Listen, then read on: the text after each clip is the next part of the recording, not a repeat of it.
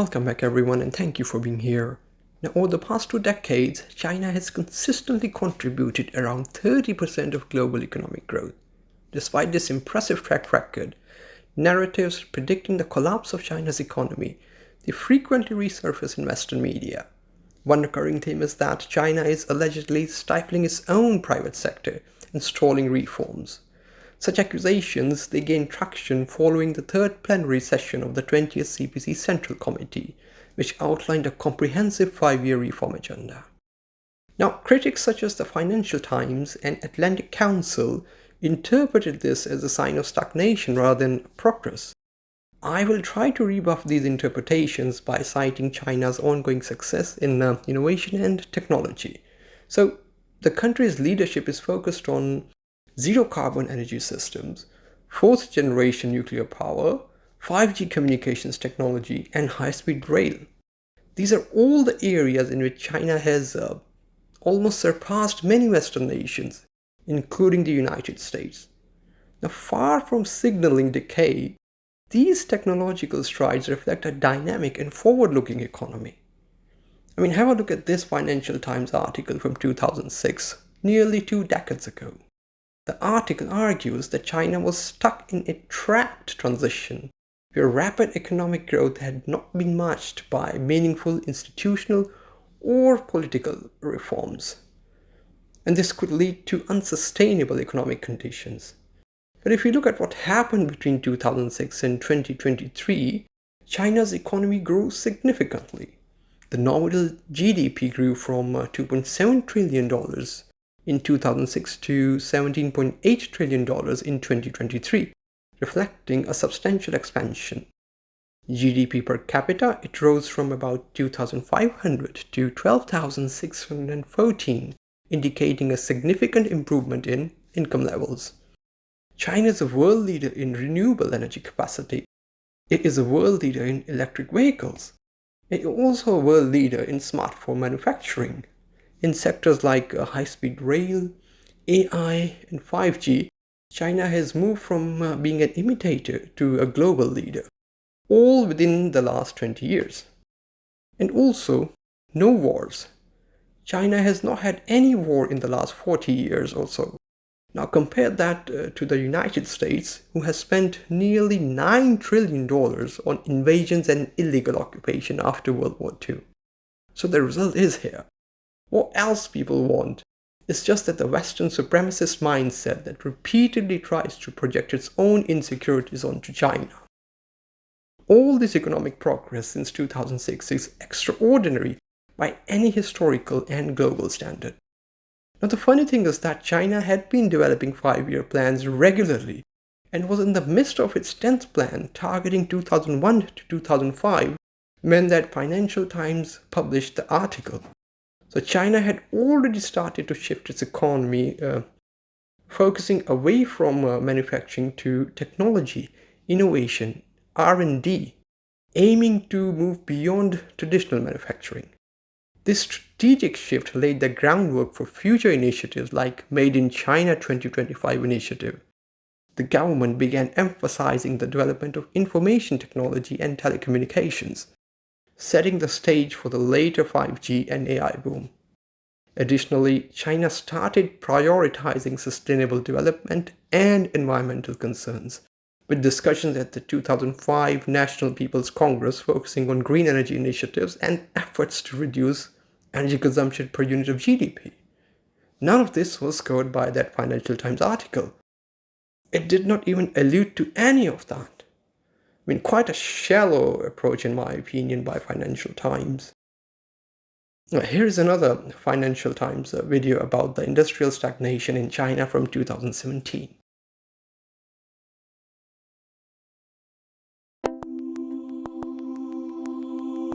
It was thought to be immune from enemy attack. 50 years later, those factories are closing. As with the rest of China, rapid export-led industrial growth is giving way to the slower-moving services sector. 因为我是学外语的，刚来的时候是做外贸，因为刚来的时候这个企业效益还比较好，当时有很多外贸业务，有进口也有出口，但是一种状态持续了2-3年，效益不好了以后，外贸业务也逐渐减少。The 739 semiconductor factory used to make silicon for electronic circuits and, more recently, solar cells. It supported a village of over 1,000 families. Its profits paid for the local hospital and primary school and provided jobs when students finished school. But when the solar industry turned to bust through oversupply, the global financial crisis, and cuts to solar subsidies in Europe, it proved catastrophic for 739, which laid off over 1,000 workers in 2013. Now in this video, they talk about EMEI semiconductor factory in China and how the drop in semiconductor demand led to loss of 1,000 jobs. Now this is an insightful video focusing on the micro issues. And we need more news like this one. But it is also important to highlight the broader economic strategy and its success, which Western media rarely does, and Financial Times is part of that Western fabric. You will be hard-pressed to find even a handful of objective articles talking about China's economic policy and success in Financial Times. Now, similar concerns were raised about Lee Kuan Yew in Singapore during its rise in the 1960s and 1970s. Many in the West doubted whether sustained economic progress was possible without any liberal democracy. Yet, Singapore defied these expectations and achieved remarkable growth with low corruption and with world-class governance. Now, this proved that the Western critiques, they are often shaped by ideological bias rather than objective analysis. Despite allegations of foreign influence, including US attempts of trying to bribe Singaporean officials, the country maintained its independence as it has been pursuing a uniquely successful model. And what else people need? So from 2006 till now, China has made remarkable economic strides despite significant challenges. The nation's ability to adapt and implement policy measures has been crucial in navigating future economic landscapes. Now, talking about technology, China has emerged as a global leader in technology, and this is marked by rapid advances across critical sectors. In 2024 alone, China sold 12.87 million electric vehicles, accounting for nearly 48% of all domestic car sales. It also exported over 1.28 million cars, making it the largest EV market and exporter in the world. Its renewable energy capacity reached 1482 gigawatts by the end of 2024, with wind and solar surpassing coal for the first time in 2025. And in telecom, as of April 2025, China has deployed more than 4.4 million 5G base stations, covering over 76% of the population. It also operates the world's largest high-speed rail network, stretching over 48,000 kilometers. And in semiconductors, domestic players like SMIC have reached 7nm chip production, while firms like Huawei have also developed advanced AI chips. They are positioning China to reduce reliance on foreign technologies despite global restrictions. I will play a clip from a recent CNBC interview of Jensen Huang, CEO of NVIDIA, in which he talks about China and Huawei technologies. There should always be policy that enables, supports, and accelerates the ability for us to onshore manufacturing. But with willpower and with the resources of our country, I'm certain we can manufacture onshore. What's your reaction to the Wall Street Journal saying Huawei is advancing to catch up to your highest level chips? There's no question that Huawei is one of the most formidable technology companies in the world. And they're incredible in computing, they're incredible in networking technology and software capabilities, all of the essential capabilities to advance AI. And they've made enormous progress in the last several years. Whatever policy the administration puts together really should enable us to accelerate the development of AI, enable us to compete on a global stage. How far, can I just one more, how far behind do you think China is? China is not behind. Anybody Are they ahead of you? China is right behind us. I mean, we're very, very close. But remember, this is a long-term. This is an infinite race. There's no, in the world of life, there's no 2-minute end of the quarter. There's no such thing. And so we're going to compete for a long time. And just remember that this is a country with great will, and they have great technical capabilities. 50% of the world's AI researchers are Chinese, and so this is an industry that we will have to compete for. China is not behind in the AI race, and Huawei is a formidable company. This is coming straight from the CEO of NVIDIA. All these technological leaps are deeply intertwined with China's economic strategy. In 2023, high-tech manufacturing grew by 6.9% in China, while renewable energy investments exceeded $500 billion.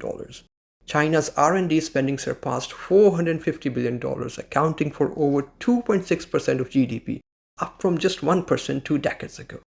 State-backed initiatives such as the $40 billion National Chip Fund, they are self-fueling the innovation industry in China.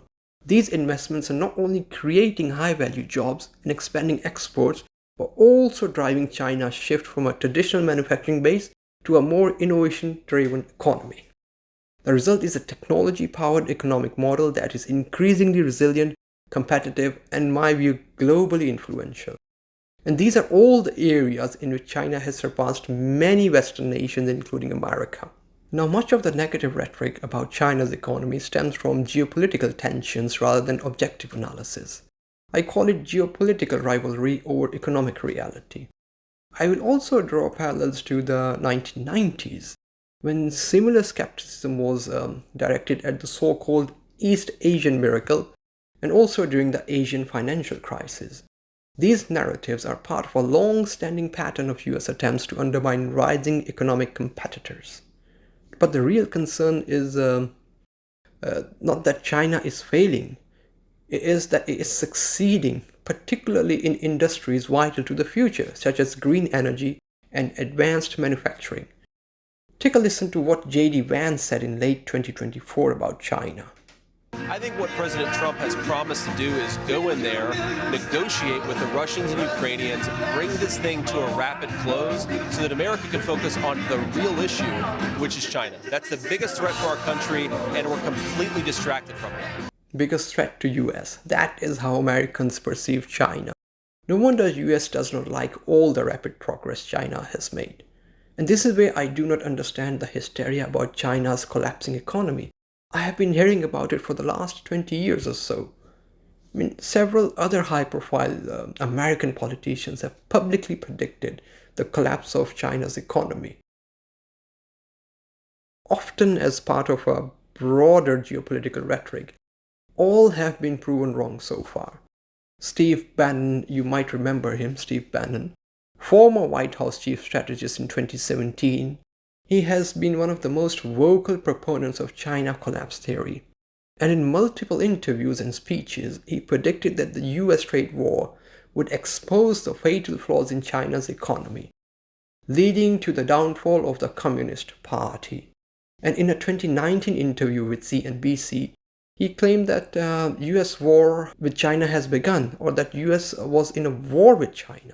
This thing of a trade war, they've been in a trade war with us for 25 or 30 years. But we're at war with China. Ray Dalio tweeted it the other day. We're at war with China. There's three types of war. The Chinese look at it. Information war, economic war, and guns up, kinetic war. Been at economic war with us for 25 years. And that war is an economic war. That is what he still believes based on his recent interviews. Now, during Trump's first term, he also started a trade war with China by imposing tariffs on China in 2018. And Steve Bannon boldly but falsely predicted in the same interview that the trade war would lead to a major reorientation of global supply chains away from China. I think the number one thing you're going to see out of the trade war is the reorientation of the complete supply chain of Japan, Western Europe, and the United States and Southeast Asia, that 800 million people, even before you get to India, okay, around the freedom-loving countries. This trade war is going to end in victory, and what you're going to see is a reorientation of the entire supply chain out of China. Now, this did not transpire as Bannon had expected. While some diversification occurred, especially in the Southeast Asia, China continued to make significant strides in sectors like EVs, renewables, and advanced manufacturing. and maintaining its role as a central player in global supply chains and proving Bannon's forecast overly simplistic and idiotic. Now, Steve also called China an enemy and often resorted to warlike rhetoric. China is the existential threat to the industrial democracies in the West, just not the United States, but the industrial democracies in the West, including Japan and South Korea. And let me tell you this, the first trade war had the opposite impact on China from what US had intended. It strengthened China's strategic resolve and sped up its transformation into a high-tech economic power. Trump later fired Steve Bannon and called him Sloppy Steve, who cried like a dog when got fired. Now, note that during the trade war, it was America who approached China for negotiations first. China did not approach US for negotiation first, a very key thing to remember. Now, in that trade war, China started to adapt strategically by doubling down on self-reliance, innovation, and global market diversification. And rather than weakening, China accelerated its development in key sectors like EVs, renewables, semiconductors, and advanced manufacturing. China also expanded trade ties with ASEAN countries, Latin America, and the Global South. It did that to reduce its reliance on Western markets. Major firms like BYD, CATL, and Huawei, they continued growing despite US sanctions. State investment in R&D and tech infrastructure surged. By 2025, China had not only weathered the trade war, it had emerged more technologically advanced, more resilient, and still deeply embedded in global supply chains, proving that economic pressure alone did not derail its rise. China has reduced its reliance on exports to the United States over the years. In 2006, exports to US accounted for 27.4% of China's total exports, but by 2023, that share had fallen to just 11.4%. Additionally, US-bound exports made up only 2.4% of China's GDP in 2023, reflecting a consistent decline. This trend highlights China's strategic economic transition toward domestic services, high-end manufacturing, and technology-driven growth. Now, we know that US uses sanctions and other military tactics to curb progress in the world.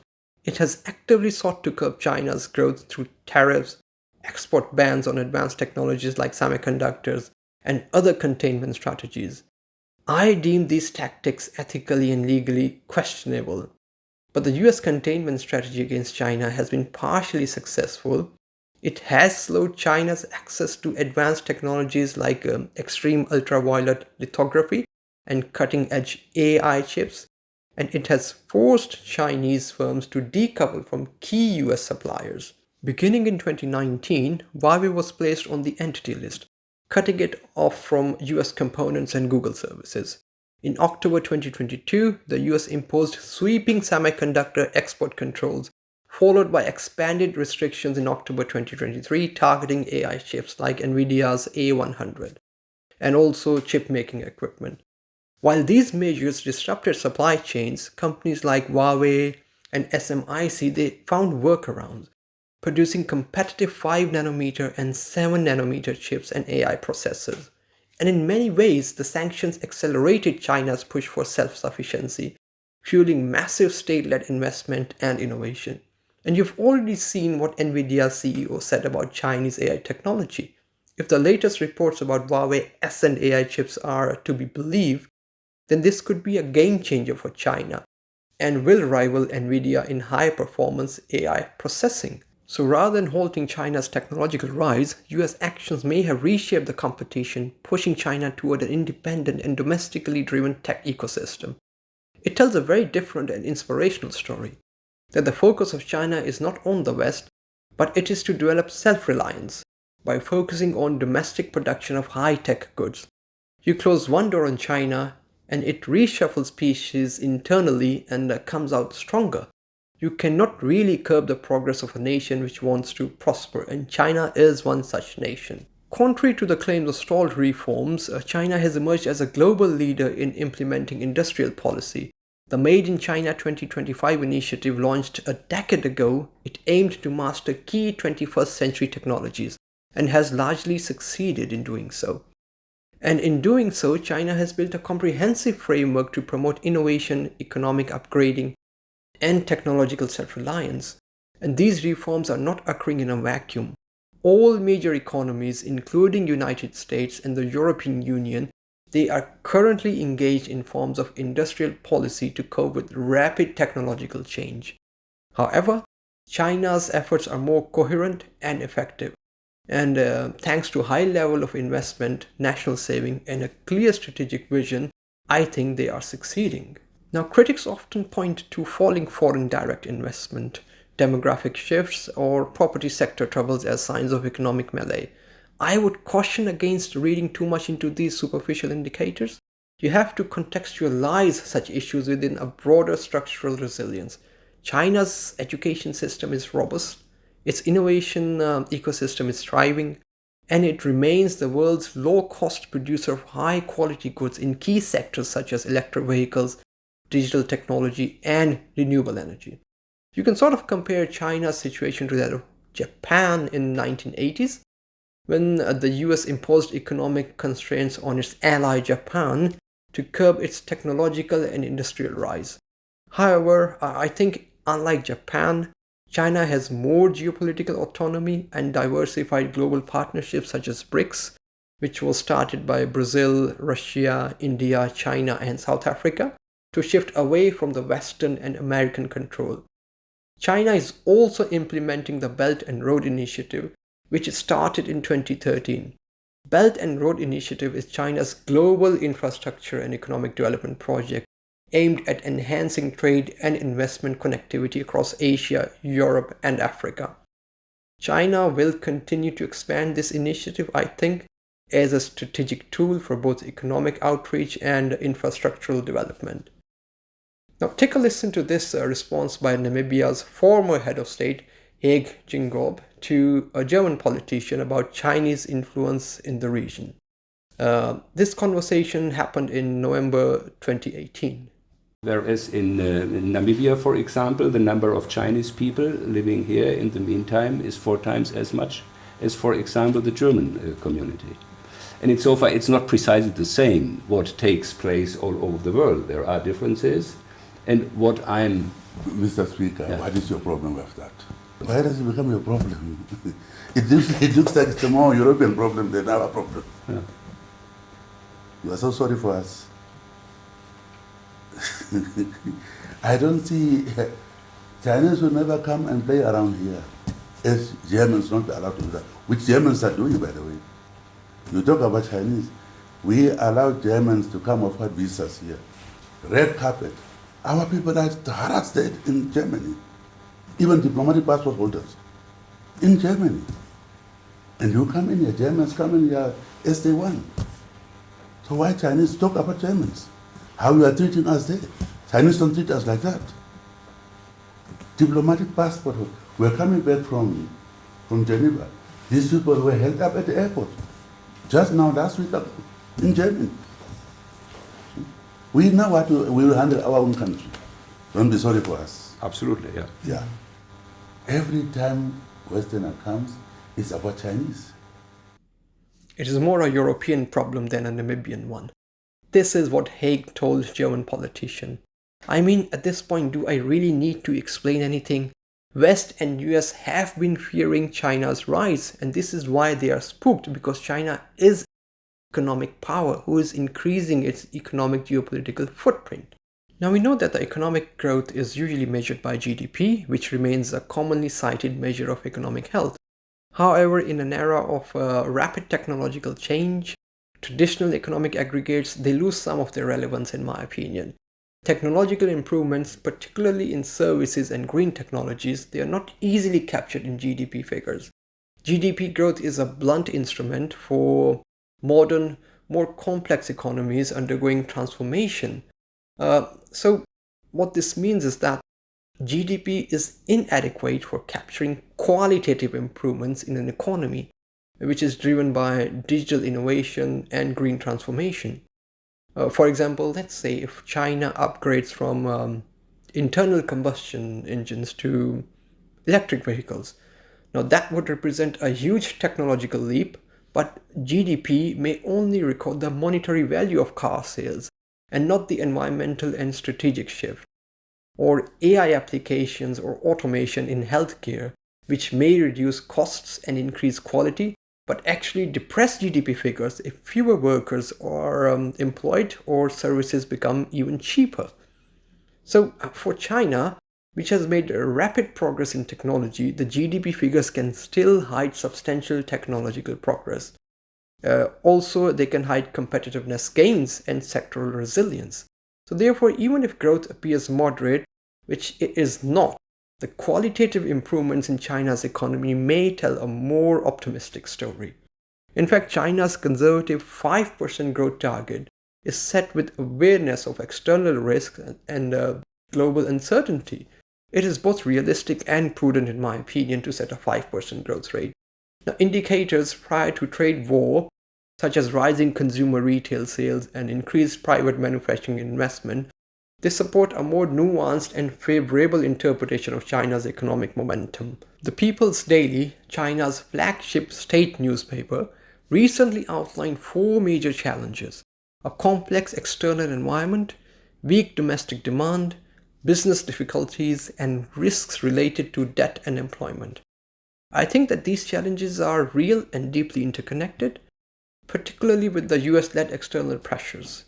And acknowledging them publicly signals a shift towards transparency and pragmatic policymaking. Private firms, especially small and medium-sized enterprises, they face regulatory pressure, financing issues, and soft market demand also. Confidence has been fragile, though there's a renewed policy focusing on revitalizing private enterprises. China can boost domestic investment, especially in green and digital infrastructure, which it is going to do anyway, and expand China's economic engagement with developing countries, which it is doing in Africa. Now, the other issue is of the local government debt issue, which is at a worrying level due to heavy spending in infrastructure. Also, the youth unemployment remains a sensitive issue and a major one. Now, these are the challenges that almost every economy is facing right now. But based on China's past record of rapid adaptation and sustained growth, I think it is capable of navigating this transition. With continued investment in innovation, no wars, a proven ability to mobilize resources strategically, China, I don't think it's in a decline, but rather entering a new, more complex phase of development. Its transformation from low-end manufacturing to global leader as an AI, EV, and renewable producer is evidence that economic pressure has often served as a catalyst for structural progress rather than regression for China. Recently, the International Monetary Fund predicted that global economic growth will rely more heavily on BRICS nations, and China is a major part of BRICS. Bloomberg also noted that China is expected to be the largest contributor to global growth over the next 5 years. So this persistent Western criticism of China's economic model, I think it's less about economics but more about geopolitical rivalry. The Steve Bannons, the J.D. Vances, the Donald Trumps of America, they want China to fail so that America can maintain its hegemony. They view China as a threat and are not quiet about it. They are very vocal about it. China's economic model has shown an alternative path to development, and by discrediting Chinese model, the US attempts to undermine a confidence in the alternative path. But China's focus on technological innovation, strategic investment, and global engagement, to me at least, it suggests a resilient and adaptable economy. And as the global order shifts towards a multipolarity where there are more than one major players, China is poised to play a leading role, not just despite the Western criticism, but perhaps because of it. Thank you. Cheers.